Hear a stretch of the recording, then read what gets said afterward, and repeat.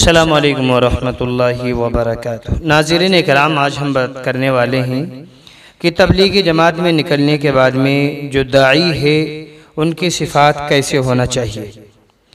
सिफ़ात का असर उसकी दावत के ऊपर पड़ता है। तो दाई के सिफ़ात वैसे तो बहुत से हैं, लेकिन उनमें से चंद सिफ़ात यहाँ पेश की जा रहे हैं। आप हजरात भी अच्छी तरह मुलाहिज़ा फरमाएं। नंबर 1, दाई का हुस्न ईमान होना चाहिए, यानी अच्छा ईमान होना चाहिए। नंबर 2, हुस्न इबादत, यानी उसकी इबादत अच्छी होना चाहिए। रियाकारी वाली इबादत ना हो और जल्दबाजी वाली इबादत ना हो। जैसे मिसाल के तौर पर बाज़ मरतबा लोग नमाज पढ़ते हैं तो सही से अल्हम्दुलिल्लाह सूरा भी नहीं पढ़ पाते हैं और जो है बहुत जल्दबाजी में पढ़ने की कोशिश करते हैं, अल्फाज सही नहीं निकलते हैं, जिसकी वजह से उनकी नमाज भी नहीं होती। नंबर 3, हुस्न अखलाक, अखलाक उसके अच्छा होना चाहिए, लोगों के साथ में रहन सहन। और इसी तरीके से दाई दावत के काम को मकसद अपना बना लेता है और इसी तरीके से दाई अपने जान माल वक्त को ज़्यादा से ज़्यादा दावत के काम के लिए लगाता है। दाई कुर्बानी में आगे बढ़ता है, दीन के तकाज़ों को पूरा करने के लिए तैयार रहता है।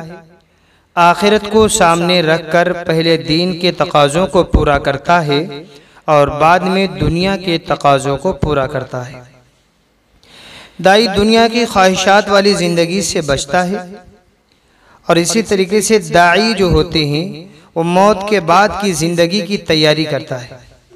उसको हर वक्त मौत की याद सताती रहती है। मरने के बाद क्या होगा उसके बारे में सोच और फिक्र उसे लगी रहती है। और इसी तरीके से जो दाई होते हैं वो अल्लाह के हुक्म को रसूलुल्लाह सल्लल्लाहु अलैहि वसल्लम के हर तरीक़े और सुन्नत पर अमल करता है और अमल करने की कोशिश करता है। इसी तरीके से दाई ज़्यादा से ज़्यादा नेक आमाल करने में लग जाता है और इसी तरीके से दाई हर एक के हक़ को पूरा करता है। दाई जो होता है वो सिला रहमी करता है और इसी तरीके से दाई गीबत चुगली करने से और सुनने से पूरी तरह बचने की कोशिश करता है। और ये हर शख्स के अंदर होना चाहिए कि न चुगली करें न चुगली को सुने, यानी न किसी की गीबत करें और न किसी की गीबत को सुने। जहाँ तक मुमकिन हो सके सुनने से भी बचें। बाज़ लोग समझते हैं कि हम गीबत तो नहीं कर रहे हैं, सिर्फ सुन रहे हैं। तो जैसा करना गुनाह है इसी तरीके से सुनना भी गुनाह है। दाई जो होते हैं वो कब्र के अजाब का डर और जहन्नम का खौफ दिल में रहता है। हर वक्त अजाब कब्र से डरते हैं, जहन्नम के अजाब का खौफ उनके दिल के अंदर में रहता है। अल्लाह का डर अल्लाह का खौफ दाई के दिल के अंदर रहता है।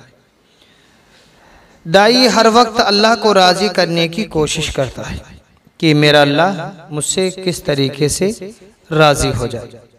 अल्लाह को राज़ी करने की पूरी कोशिश और फिक्र उसको हर वक्त लगी रहती है, सताती रहती है। इसी तरीके से दाई जो होते हैं गुनाहों से और बुरी बातों से, बुरे रास्ते से, बुरे ख्यालात से बचता है। दाई के सिफ़ात हैं। दाई को चाहिए कि इन सिफ़ात के ऊपर अमल करने की कोशिश करे। अगर हमारे अंदर ये तमाम अमल और ये तमाम चीज़ें अगर नहीं हैं तो अपने ज़िंदगी में लाने की फ़िक्र और कोशिश करें। अगर हम कोशिश करेंगे तो इंशाअल्लाह आसानी के साथ हमारी ज़िंदगी के अंदर में ये सिफ़ात आ जाएंगी। अगर ये हमारी सिफ़ात हमारी ज़िंदगी में आ गई तो समझो कि हम एक अच्छे दाई बन जाएंगे, फिर उसका असर हमारी दावत पर ज़रूर रहेगा। बाज़ मरतबा हम दावत तो बहुत देते हैं लेकिन उसका असर महसूस नहीं होता है। तो वजह यही होती है कि वो चीज़ें हमारी ज़िंदगी में नहीं होती हैं जिसकी वजह से असर नहीं होता है। असर अगर पैदा करना है अपनी बात में तो इन तमाम बातों के ऊपर अमल करने की कोशिश करें। और सबसे बड़ी चीज़ ये है कि अल्लाह और उसके रसूल सल्लल्लाहु अलैहि वसल्लम के हुक्मों को पूरा करें। नबी पाक सल्लल्लाहु अलैहि वसल्लम की हर एक सुन्नत को ज़िंदा करने की फ़िक्र और कोशिश करें।